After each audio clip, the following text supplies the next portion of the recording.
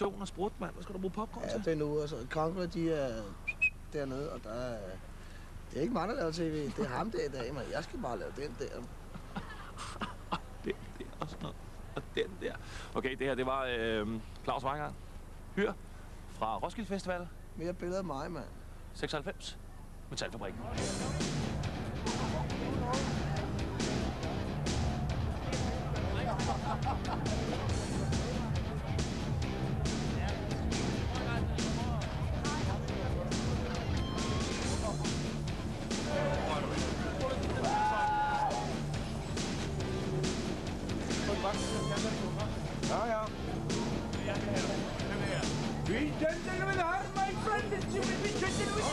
Fantomen, han har en trikå som är blå. Men ja, ibland har han faktiskt hatt och överrock på. Men när han är ute med sin vanliga man så ser han ut som en dam ibland. Tycker jag.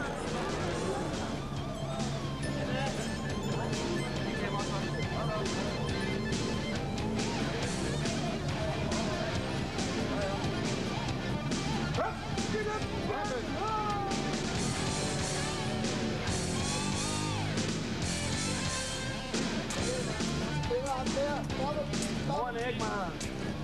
Det er lige hurtigt interview her. Ja.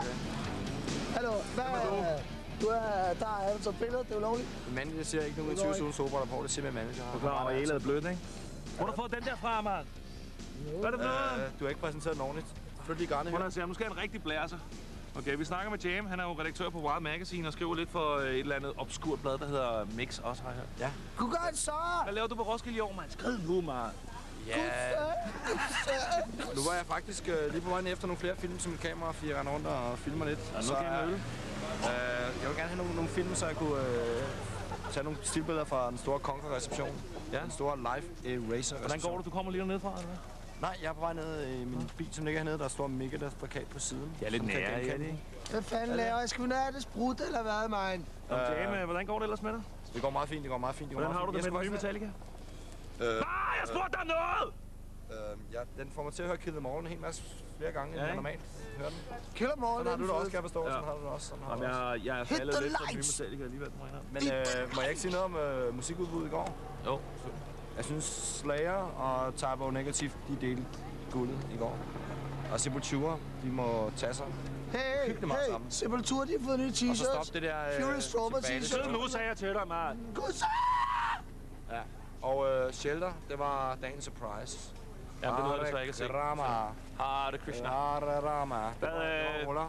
Sut mig ned, Claus. Fuck dig, Jam. Tak. Hey. Der er kun en, der kan sutte hyre ned. Hvem er det? Han spiller i Aarhus.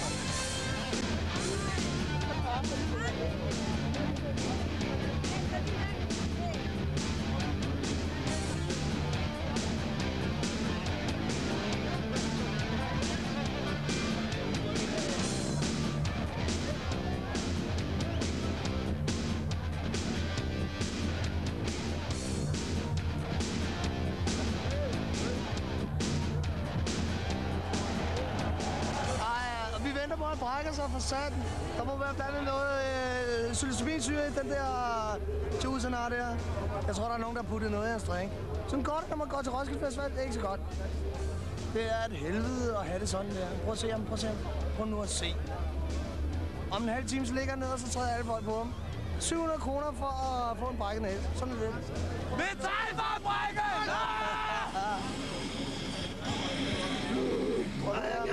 De har lavet en plade. De hedder Conqueror, de har lavet en plade. Nu skal vi bare drikke deres sprut, det her. Hvad mener du med din musik? Altså, Gud er død, og jeg vil have hans job. Så er der ikke det på en t-shirt eller noget? Nå ja, Bolon er Gud.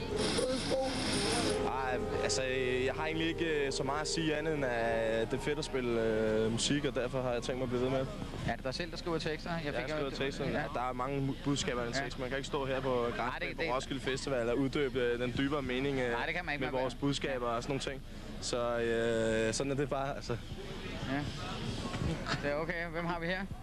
Det er bare chefen fra Metalfabrikken. Jamen, han fører sig frem. Du skal være glad for, at vi ikke har billeder på her, eller hvad? Ja, jeg er lige ved at øve mig til Helly Hansen modshow. Jamen, det er også, jeg tror, du vil gøre dig godt i sådan en termobæs der, uden ærmer på. Altså, min krop er en termosing, altså. Ikke? Jeg sveder indvendigt og er kold udenpå, mand. Sådan er det. Metalfabrikken! Herovre, det har ikke noget at gøre med, om vi kan lide musik eller noget. Vi skal bare have sprut. Sådan er det. Se. Det er ligesom ude på hospitalet, eller inde på Rudolf Berg.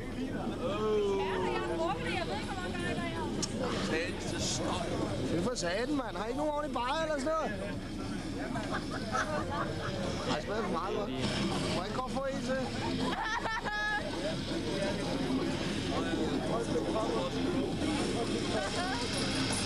Løs det.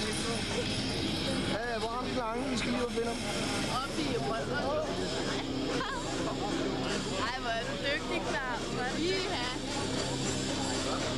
Hvem er på den? Øj, mand. Jeg skal bare stramme den her op. Jeg har ikke tænkt på det her, altså. Jeg er ikke lejlig til mig.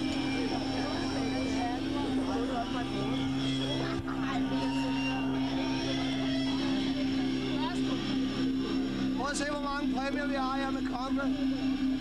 De har simpelthen lavet en CD, som hedder Live Eraser. Den er indspillet på Roskilde Festival, og de holder en reception på Roskilde Festival.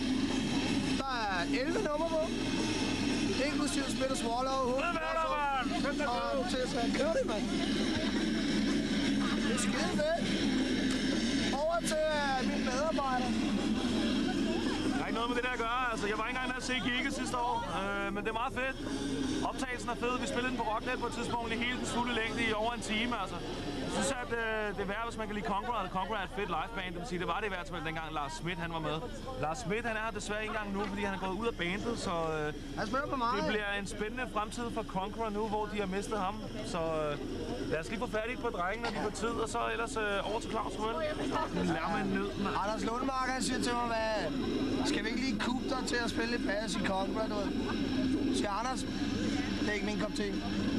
Men tak for tilbuddet. Så vil jeg gerne gå ind og sige, okay, du har taget imod job i Furious Trauma, så derfor spiller han bass i Furious Trauma i stedet for. Så lad dig være, gå væk fra mig, mand. Hvad har du tænkt dig, mand?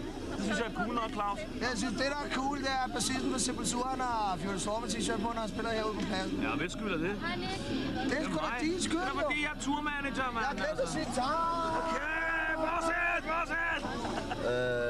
Mit navn det er Anders Lundemark. Jeg spiller i Conqueror, og lige nu så ser du Metalfabrikken. Ja, vi sidder her. Vi har fundet efter deres eget udsagn de nye bærende kræfter i Conqueror, og i dette øjeblik der har de faktisk reception omkring det nye Conqueror-album, som er det tredje fuldlængde album, men til gengæld er det live 95 fra Roskilde Festival. Og hvor er vi henne i øjeblikket? Metalfabrikken live udstationeret på Roskilde Festival. Og så vil jeg gerne bede dig om at skride, mand. Fatter du det?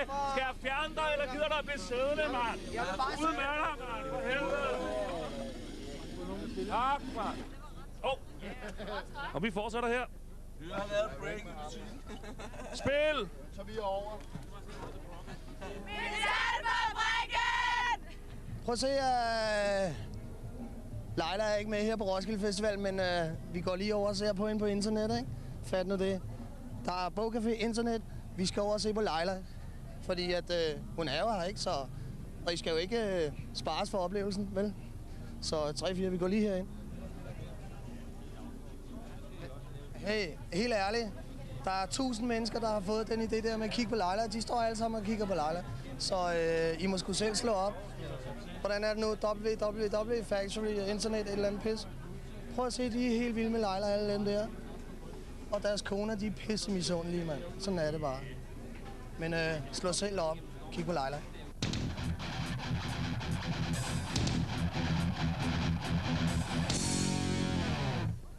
Og jeg sidder her som sagt med de nye bærende kræfter i Conqueror, som blandt andet er... Lad os lige prøve at tjekke coveret på den her. Ja. Hakim, du har ikke fået bundet dit Tutankhamon-skæg ind endnu. Det kommer. Det er lige på trapperne. Det er fordi, at nu er det er jo ikke bundet ind på billedet. Har du set min bror, mit idol, han er kommet med? Det er noget, jeg har fået trumfet igennem. Din bror? Rumæni. Og Rumæniak og motherfucker. Jamen, hvad med resten? Prøv at se, vi sidder lige ved sådan en anden. Brothers. Hvem har lavet det cover, Kim? Det har Anders L. Anders L? Ja, det er fordi... Anders L! Jeg kan rigtig faktisk så godt lide mig. Okay. Som sagt, så er det de nye bærende kræfter i Conquer her. Johnny. Ja, det er rigtigt. Du spiller jo en gryde i bandet Conquer, og du spiller jo sådan set bare rytmegitar, eller hvad? Ja, jeg er rytmehans. Og også lidt lead, eller hvad? Nej, det er bare mågehyld. Og drivebombs. Alright, har du wing på? Exakt. Det helt drejer sig om. Okay, lad os... God vibratorarm, det har jeg lært af Carrie King. Så kan man altid køre den her. God har et håndtag. God vibratorarm og en forstærker, så kører det. Et godt håndtag, det skal der til, ikke også? Det er et godt håndtag. Godt håndtag, og hvad så snakker om, når han siger håndtag? Okay, vi skal prøve at være lidt seriøse her. Nu er Conquer jo lige i øjeblikket gået hen og blevet et tremandsband, fordi Lars Schmidt han tager sig sammen omkring Furious Trauma. Hvad gør I ved det, Johnny, lige i øjeblikket? Så i øjeblikket er vi ved at undersøge, hvem er Furious Trauma egentlig. Altså, det har længe været en stor gåde for os.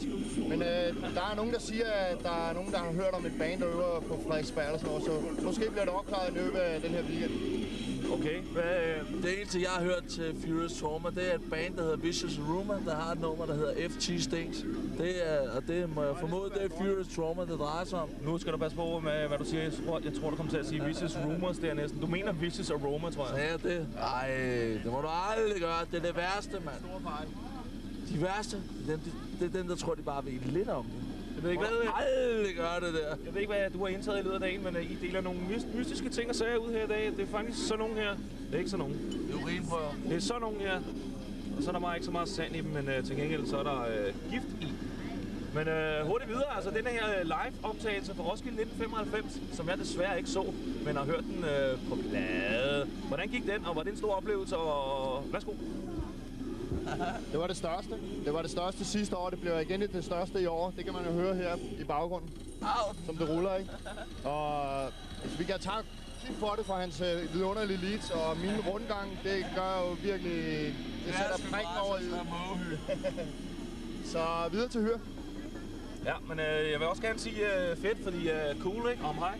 Og Conquer er jo faktisk, lad os bare kalde dem det største, okay, undskyld, death metal band i Danmark lige i øjeblikket. Og måske er I lige hele på en tumpe, eller hvad? En tumpet? En tumpet. Det er jo for Sverige. Ja. Vi har problemer i Sverige. Har I problemer i Sverige? Ja, det er ikke så godt i Sverige. Sidst vi skulle spille i Sverige, så lavede vi 3 gigs med Dismember i Danmark.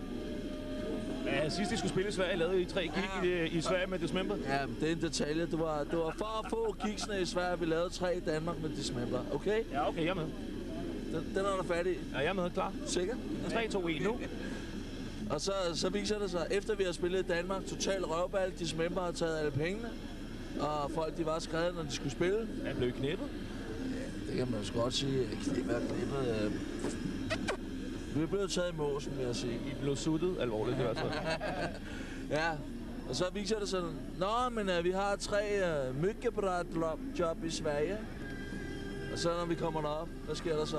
Eller kommer derop, da vi regner med, at vi skal derop, så bliver det aflyst. Det er jo fuldstændig grotesk. Totalt. Men jeg har optaget den sidste spit over Swallow i Sunlight Studio, hvor blandt andet en Tomb og Dismember har optaget også. Altså, I må have nogle gode forbindelser deroppe. De kan da ikke bare løbe med kassen og tage røven på jer. Vi troede, vi havde nogle gode forbindelser. Okay, det vil sige, der er stadigvæk nogle rimelige spændinger mellem Sverige og Danmark, også når det kommer til death metal. Altså, det er ligesom med fodbold, ikke? Det bliver sgu aldrig helt godt, altså. Der er ikke noget at gøre. Svenskerne er nogle tabere. Sådan er det ikke her i Danmark. I havde en voldsom force med Lars Schmidt, må man sige, og det er vi alle sammen enige om, tror jeg, med hans live performance. Hvordan han tidede sig på en scene.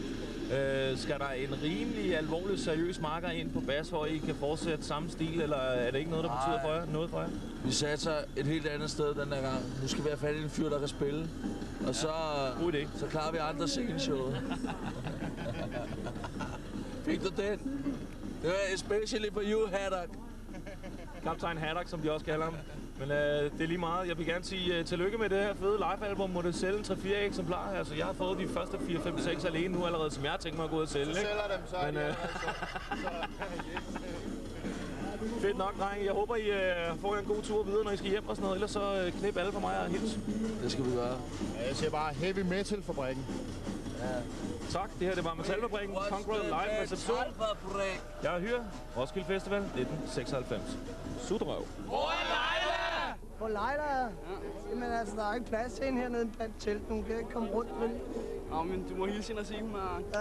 Det er vi over. Og der er stadigvæk ikke plads på internetcaféen, det er helt vildt. Metalfabrikken!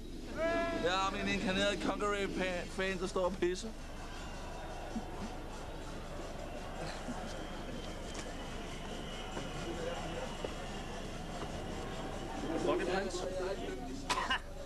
Jeg siger, at vi skal skride herfra, og der er ikke noget sprudt.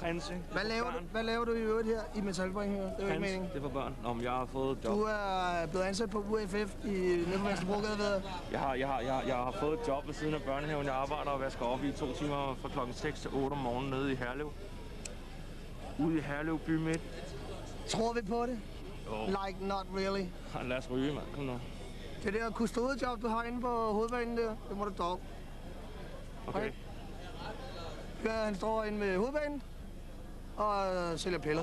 Vi har ristet No 2 væk. Vi har simpelthen ristet det væk. Og jeg er på piller, og nu er det slut. Godnat.